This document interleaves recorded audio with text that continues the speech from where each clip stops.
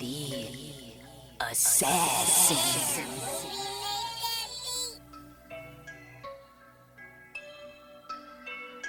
You know I break necks, call me Jack Tate. I have no regrets while your life is fading. I'm a crazy fuck equivalent to Satan. When I'm behind the mic, I feel like the greatest. You know I break necks, call me Jack Tate. I have no regrets while your life is fading. I'm a crazy fuck equivalent to Satan. When I'm behind the mic, I feel like the greatest. What up, y'all? You're listening to Sports Talk with Tropp, and I'm your host, Katie Tropp. Well, that was a very interesting game last night, to say the least. I mean, it was a good game, but didn't come without its drama. So let's get right into it. The Baltimore Ravens pretty much dominated this game from start to finish. There was a little bit of closeness in around the second quarter, but for the most part, the Ravens had control of this game. They did get the win 34-20. But the unfortunate news was Joe Burrow. He ended up injuring himself in about the second quarter, I believe. And basically what happened was earlier in the day when he was getting off of the plane or the team bus, somebody had noticed that he was wearing like a glove. It kind of looked like it was connecting to his wrist. And so nobody really made much of it. And then the game starts, and Jadeveon Clowney happens to sack him, or at least throw him down, and kind of lands on his hand awkwardly. Then he drops back to pass and misses a pass, and you could just see him wince over in pain.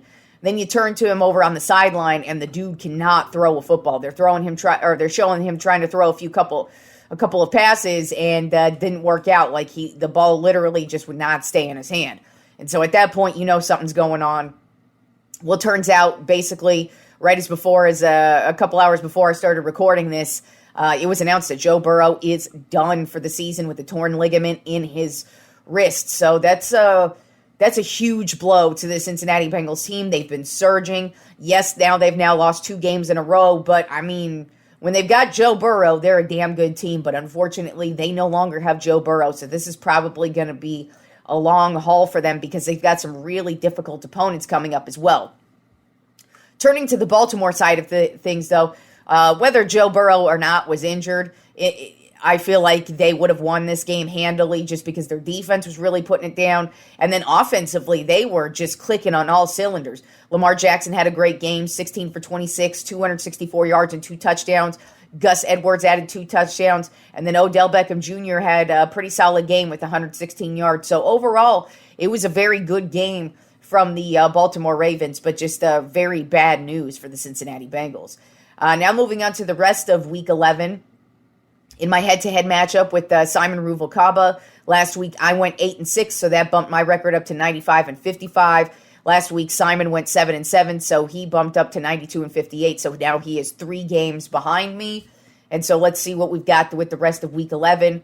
Beginning with the Pittsburgh Steelers at the Cleveland Browns. Right now, the Browns are a 4.5-point favorite. And speaking of missing the rest of the season, the scumbag with a capital cum, Deshaun Watson, is out for the rest of the season as well. He fucked up his shoulder in the last game, and it was announced earlier this week that he is going to miss the rest of the season.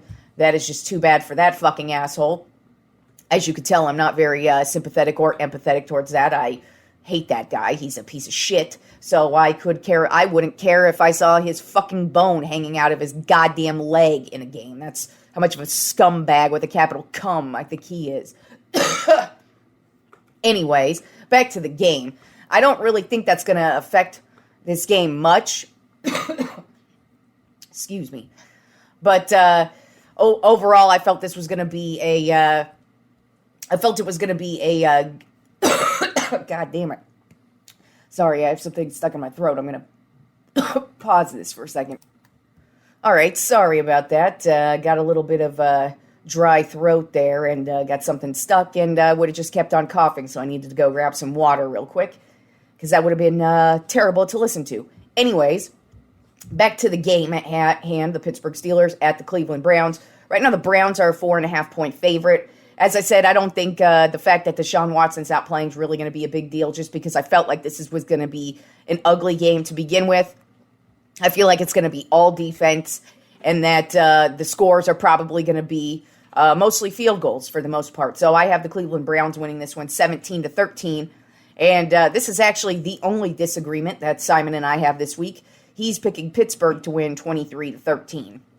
I would not be surprised at whoever wins this matchup, though. It is a division matchup, and then, missing Deshaun Watson now, it takes a huge chunk out of this. It's already wavering Cleveland Browns offense, so I wouldn't be shocked to see the Steelers get the win because they've been just winning in weird ways, but I just kind of am leaning towards Cleveland in this one. Then we have the Chicago Bears at the Detroit Lions. Right now, the Lions are a 10.5-point favorite, and I pretty much expect this one to be just the Detroit Lions all day. The Chicago Bears will be getting Justin Fields back, but I don't think that's a big deal. Offensively, they're terrible, and just overall, they're not a good team at all, whereas Detroit is an excellent team, and I've got Detroit rolling 41-10, and Simon also has Detroit winning 26-17. Then we have the Los Angeles Chargers at the Green Bay Packers. Right now, the Chargers are a 3.5-point favorite. The Packers have just been awful. Offensively, they can't get anything going. Defensively, they don't look terrible, but when they're out there the whole time, it's kind of difficult for them to actually win the game when the offense can't do shit. Whereas the Chargers, yes, they've been getting blown up defensively, but offensively, they're getting it really going. And last week, they had a huge game offensively, even though they fell short. But this week, I don't think they're going to fall short. I do think they're going to go into Green Bay, get the win 27-17. And Simon also has the Chargers winning 24-20. Then we have the Las Vegas Raiders at the Miami Dolphins. Right now, the Dolphins are a 10.5-point favorite. And the Raiders are rolling. They've got a couple of wins here, but against two shitty teams. So I think this is finally going to be a legitimate test for them, which I believe they're going to fail because I just don't think they're that good of a team. Whereas Miami, they are one of the best offenses in the league. But defensively, they've got a lot of issues, but I don't think they're going to have any issues this week. The Las Vegas Raiders offense is just absolutely atrocious, and I just kind of feel like Miami's going to roll in this one 31-10. And Simon also has Miami winning this one 27-17. Then we have the New York Giants at the Washington Commanders. Right now, the Commanders are a 9.5-point favorite. The Giants are just having one of the worst seasons of all time. It couldn't get worse. It just kind of feels like each and every week one of their quarterbacks is getting injured. Somebody else is getting injured, and they just don't look good at all in any way, shape, or form. Offensively, defensively, special teams. They're yelling at each other on the sidelines. Whereas Washington, they're not that good of a team, but they play with heart. And they're going to be at home. So I've got Washington winning this one 23-7. And Simon also has Washington winning this one 27-16. Then we have the Dallas Cowboys at the Carolina Panthers. Right now, the Cowboys are an 11.5-point favorite. The Panthers are a terrible team. I don't feel like this is going to be a close game at all. I feel like it's just going to be kind of a typical Cowboys game against the terrible-ass team where they just score a bunch of points. Defensively, they take care of business, and I have them winning big 41-10. And Simon also has begrudgingly picked my Dallas Cowboys over his Carolina Panthers as well, 31-17. Then we have the Tennessee Titans at the Jacksonville Jaguars. Right now, the Jaguars are a 6.5-point favorite. This is a division matchup, so I feel like it's going to be a close game regardless. But I think Jacksonville's coming off of a tough loss last week. The Titans are just not that good. So I feel like Jacksonville's going to get back in order this week and get the win 24-20. And Simon also has the Jaguars winning 23-16. Then we have the Arizona Cardinals at the Houston Texans. Right now, the Texans are a 5.5-point favorite. The Cardinals do have Kyler Murray back, so that's a good thing. But overall, they don't really have much going on. Whereas Houston, they're coming off of last week's huge win. C.J. Stroud is just having one of the most phenomenal rookie seasons that has ever happened in the league. And I just feel like they're a much better team than the Cardinals. They play with a bit more heart. They're going to be at home. So I've got the Texans winning a close one, 28-23. Simon has the Texans kicking ass, 34-17. Then moving on to the late afternoon games, we have the Tampa Bay Buccaneers at the San Francisco 49ers. Right now, the Niners are a 10.5-point favorite, and I just feel like the Niners got back on track last week. The Buccaneers are absolutely atrocious, and I just feel like this is going to be a game where the Niners just roll over the Buccaneers 30-17. And Simon also has the Niners rolling over the Bucs 41-13. Then we have the New York Jets at the Buffalo Bills. Right now, the Bills are a 7.5-point favorite, which sounds like a huge favorite to me just because the Bills did not play them well earlier this season. The Bills have not really played anybody well at all this season. This is a division opponent. And while the Jets are pretty fucking awful, especially offensively, the Bills haven't had much of an identity at all this season in any way, shape, or form. But with that being said, the Jets are just atrocious, especially on the offensive side of the ball. I think this is going to be a bit much different game than it was earlier in the season. I feel like Buffalo's going to get it together. They're not going to blow them out of the water, but I still think they're going to get together, have a solid game here. And I've got the Bills winning 20-10. And Simon also has the Bills winning 27-13. Then we have the Seattle Seahawks at the Los Angeles Rams. Right now the Seahawks are a 2.5-point favorite. The Rams, they've just been an up and down team. They've had no consistency at all. Even beyond the injuries, they just have been just an absolutely atrocious team. Whereas Seattle, they've had their moments. They've had their down moments, but they've also had their good moments as well. So I feel like Seattle's just a much better team offensively and defensively. So I've got Seattle winning a close one, 20-14. Simon also has Seattle winning a close one, 27-21. Then we have Sunday Night Football, which is the Minnesota Vikings at the Denver Broncos. Right now the Broncos are a 2.5-point favorite. And I feel like this is when the Josh Dobbs train is going to come to a halt this week. I feel like the Denver Broncos defense has really started to get it going. They've played two solid, spectacular games, been getting turnovers, been getting at the quarterbacks, and they've been getting at good quarterbacks as well. So I feel like this is going to be I think it's going to be a back-and-forth game, really close, but I feel like the Broncos are starting to get it together and starting to play much better football, whereas the Vikings, yes, they're on a winning streak right now. Yes, they look like a pretty solid team, but I feel like they're going to fall off this week, and I've got the Broncos winning a close one, 21-17. And Simon also has the Broncos winning a close one, 27-20. Then Monday Night Football is the Philadelphia Eagles at the Kansas City Chiefs. Obviously, this is a Super Bowl rematch. Right now, the Chiefs are a 2.5-point favorite. And I feel like this is absolutely going to be a close game between two really good teams. And wouldn't be shocked if it comes down to, some last-second type of game-winning drive here for a walk-off field goal, walk-off touchdown, something of that nature. So I definitely think it's going to be a close game, but I just, in my opinion, think the Eagles are the better team. I think they've just played much more consistent football this season, and the Kansas City Chiefs, while yes, they've only got 2 losses on the season, they've had their moments as well, and they've had to win real ugly games, and I feel like this is the type of game where you don't want to win ugly, and I feel like the Eagles are just going to get the better of the Chiefs in this one, and I have the Eagles winning a close one, 23-20. Simon also has the Eagles winning a close one, 29-20. And bye weeks this week, we have the Atlanta Falcons, Indianapolis Colts, New England Patriots, and the New Orleans Saints.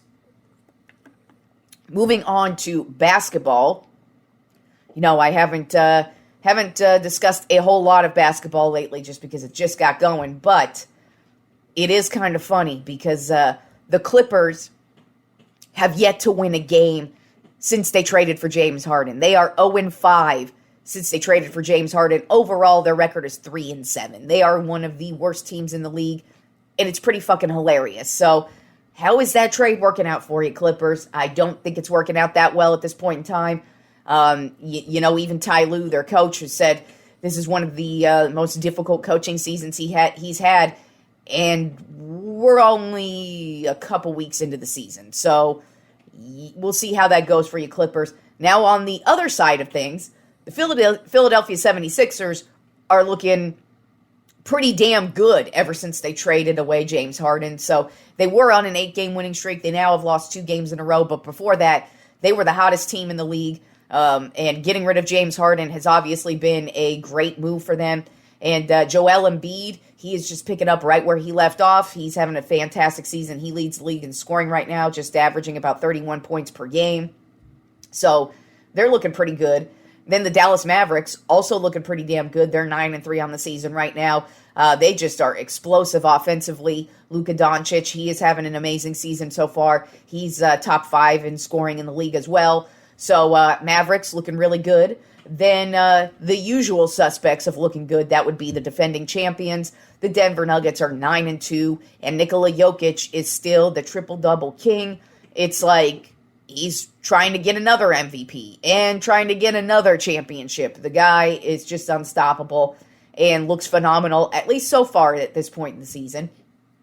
Then we also have Draymond Green was suspended 5 games earlier this week because he got in yet another fight during the Minnesota Timberwolves game. There was a little scuffle. He got right in the middle of it, kind of choke-held a guy by the throat. And, you know, Draymond is Draymond. He's been suspended multiple times for mostly punching dudes in the junk, but he's definitely had his moments where he gets suspended. And here's just another one, 5 games. He's going to be missing due to suspension. And, you know, the Warriors, they started off the season real hot, but so far they've been pretty cold. And, you know, Steph Curry, he's injured right now. Nothing major, but he's still injured. And so we'll see what happens with the Warriors, but it's not looking too good for them right now. Then we had some baseball end-of-the-year awards. The National League MVP was a unanimous vote for Ronald Acuna Jr. of the Atlanta Braves. So that's no shocker there. He had the first 40 home runs, 70 stolen bases season from any player ever. And, I mean, he just dominated the league all season long. So, of course, he was the MVP and unanimous. So, can't argue with that. Then the American League MVP, once again, he was unanimous as well. Shohei Ohtani of the Los Angeles Angels. He, you know, pitcher, hitter. He was having a phenomenal year up until the point he got injured. And it was really unquestionable that he's the MVP. And that's actually his second MVP in 3 years in the league. So, that's just proves what an amazing player he is.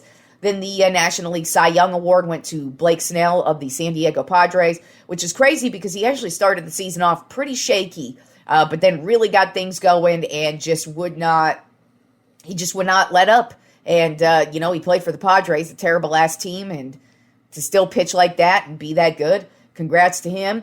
And then the American League Cy Young went to Garrett Cole of the New York Yankees. He was about the one and only good thing about the New York Yankees this season, so good on you, Garrett Cole. Then the National League Rookie of the Year went to Corbin Carroll of the Arizona Diamondbacks. That was just obvious from the jump. The guy literally, basically, game one.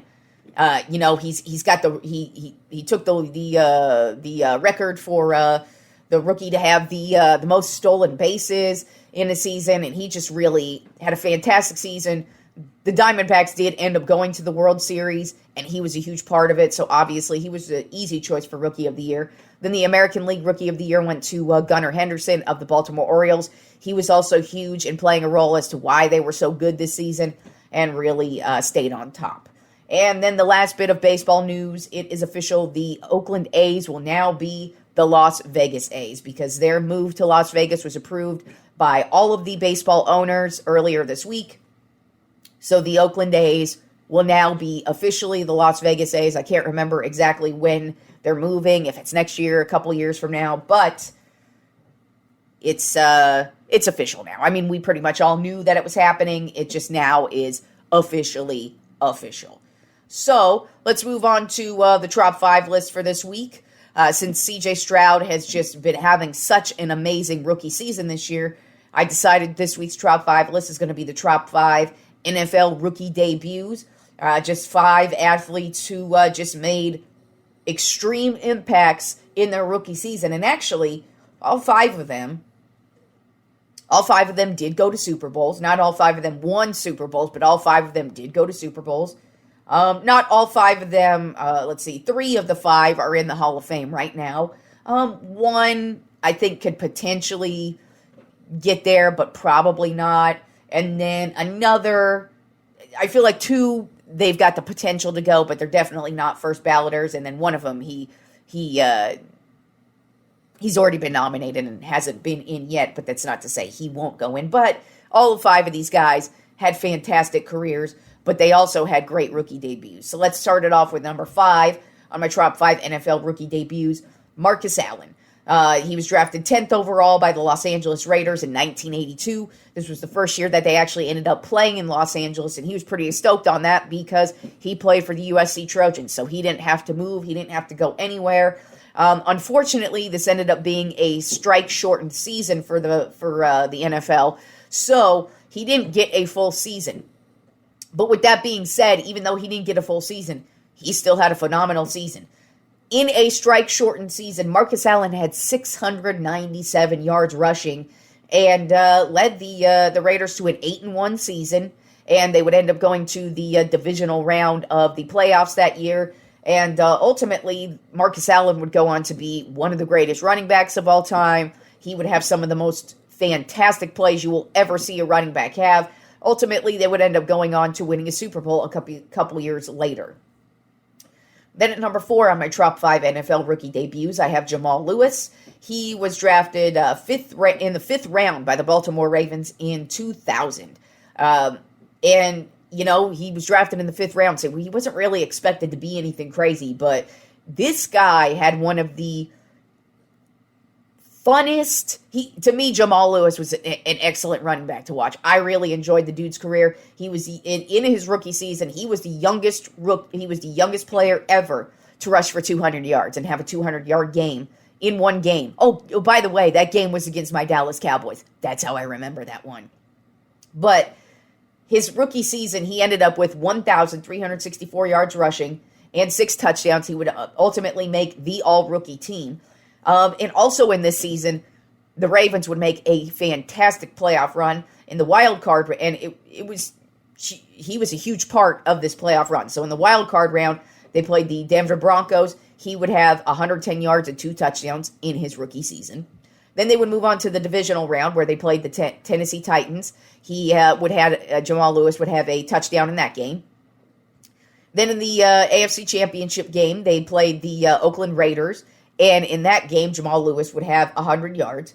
Then in Super Bowl 35, in which they would kick the absolute shit out of the New York Giants, he had 105 yards and a touchdown. He was the second rookie ever to have 100 yards in a Super Bowl, and also the youngest running back to ever score a touchdown in the Super Bowl. So he just, not only did he produce, but he produced in the biggest games on the line in his rookie season. Now, while this was an amazing rookie debut, he wasn't really the backbone of the team. Now, like I said, he obviously made a huge impact, but he was not the backbone of this team. This team was pretty much all defense, and then, of course, he was a huge part of the offense. But that's quite the debut. It felt like it was really hard not to put him at number 1, but I just didn't, because really these top 3 guys made such an impact on their teams and did such huge things their rookie seasons that I couldn't put Jamal Lewis over them. But Jamal Lewis actually ended up with the Super Bowl ring. That's what everybody wants. And in your rookie season, to do what he did, that was extremely impressive. But believe me, it was really difficult to not even put him at 2. But that just tells you these top 3 guys really made an impact their rookie seasons. So at number 3 on our top 5 NFL rookie debuts, Cam Newton. He was the first overall pick by the Carolina Panthers in 2011. And this dude, the second the Panthers put him in the game, he had so many, I couldn't even write down how many fucking good games Cam Newton had this season. And yes, the Panthers did not make the playoffs or anything this year, but they wouldn't make the playoffs, but just the impact that Cam Newton had on each and every game was just fucking phenomenal. So he would end up with, at the end of the season, 4,051 yards passing, which ended up being a rookie record, which he broke by Peyton Manning, nonetheless. He ended up with 21 passing touchdowns, 17 interceptions, 706 rushing touchdowns, and 706 rushing yards and 14 rushing touchdowns. So the guy had not only just an insane year for a rookie, but just a flat-out insane year. He would, of course, end up winning Offensive Rookie of the Year, hands down, because, I mean, I remember this year. I remember when they put in Cam Newton. I can't remember who was their quarterback prior to Cam Newton, but Cam Newton didn't get put in until, I want to say, like week 4, week 5. It was mid-season, kind of. But, from the second they put him in, man, he just went off. And they would ultimately end up going to the Super Bowl a couple years later. He would win an MVP in his time. Now, he's no longer in the league, mostly due to injuries, because he played hard. I mean, when you're a running quarterback, it's difficult to not suffer the injuries that you suffer, and it's really difficult to make your career last. But Cam Newton, especially his rookie year, just came on strong. And there were a lot of questions about him. Not from me. I actually was a huge Cam Newton fan when he was in Auburn. I felt like he was going to hit the league and do exactly what he did. And hell, I mean, I remember his MVP year. Honestly, the only reason why they lost that Super Bowl is because of Von fucking Miller, who was able to hold down Cam Newton and just really frustrate him for the day. But Cam Newton had a fantastic rookie season, one of the greatest of all time. Then at number 2 on my top 5 NFL rookie debuts, Lawrence Taylor. He was the second overall pick by the New York Giants in 1981. He would end up with 9.5 sacks on the season. I mean, the first game, he made a huge impact for the New York Giants. He would end up as Rookie of the Year, but also in his rookie season, Defensive Player of the Year. That's how impactful he was. The Giants would make the playoffs that year. They would lose in the divisional round. And then ultimately they would go on to win a couple of Super Bowls with Lawrence Taylor. And then, of course, Lawrence Taylor would go on to be known as one of the greatest football players of all time, but especially on the defensive side of things. But people knew the second this dude hit the field, his rookie year, it was over. He was everywhere. He was a huge impact for the Giants, and just defensively, he was a killer. But number 1 on my top 5 NFL rookie debuts, Dan Marino. He was selected 27th overall by the Miami Dolphins in 1983. He actually wouldn't start this season as the starting quarterback. He would get the start finally in, I believe it was week 6 when he finally made his debut, but it was on. Now, the reason why I had to put Dan Marino at number 1, because like I said, it was difficult. These 4 guys kind of going back and forth with all of them. Like I said, Jamal Lewis won the Super Bowl his rookie year. So what's better than that? Well, Dan Marino literally just owned this 1983 season, and he started in week 6, and he was a rookie for a pretty bad team as well. So here are some records that Dan Marino either owned at the time or currently owns right now. So a rookie record, he had a 96 passer rating. He also had the lowest percentage of interceptions with the 2.03, I'm sorry. He also led his conference in passing, the AFC conference. His completion percentage was 58.45, which was also a rookie record. The Dolphins would end up with a record of 12-4. And they would actually go on to the divisional round of the playoffs.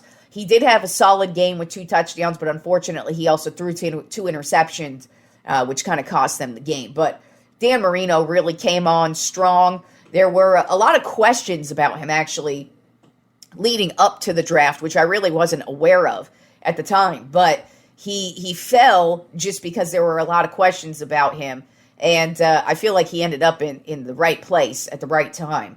But he would end up going to the Super Bowl the following year, losing the Super Bowl, and basically never getting back there. But Dan Marino definitely had a fantastic career outside of never winning a Super Bowl, which probably bothers the fuck out of him because that's what we always talk about with Dan Marino. But then there's always the Dan Marino apologist. Oh, it's okay, he didn't win a Super Bowl. No, it's not okay that he didn't win a Super Bowl. Ask the dude if he thinks it's okay he didn't win a Super Bowl. Because I know for a fact he would answer that in a different way, because I've actually heard interviews with him before where he has said such things as, one interview was, So you get a ring when you win the championship game, the AFC or the NFC championship game. You get a ring. But most of us aren't aware of that because nobody talks about that fucking ring because that's just a stupid AFC and NFC championship ring. All of us give a shit about the Super Bowl ring, the game that actually matters. So one time, somebody actually asked Dan Marino, do you wear your AFC championship game? He looked him straight in the face and said, no, that's the loser's ring. So if you think it doesn't bother Dan Marino that he doesn't have a Super Bowl ring, you're fucking stupid and you're just being a loser apologist. Anyways, he still had a fantastic rookie season. He did overall have a great career, just missing out on that Super Bowl. So that is my Trop 5 list for this week, the Trop 5 NFL rookie debuts. As always, you can go to my website and find out sign up for the preferred sports books from Sports Talk with Tropp. Just go to my website, katietrop.net.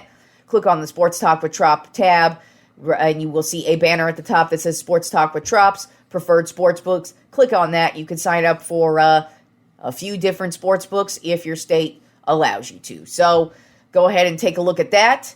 Enjoy the great weekend of sports. I haven't even talked about college basketball yet, and that's going on right now. So I'm sure I will be talking about that at some time. Maybe I'll throw that in next week on Monday or Wednesday's show. But regardless, enjoy this jam-packed full weekend of sports, and I will talk to you fools on Monday.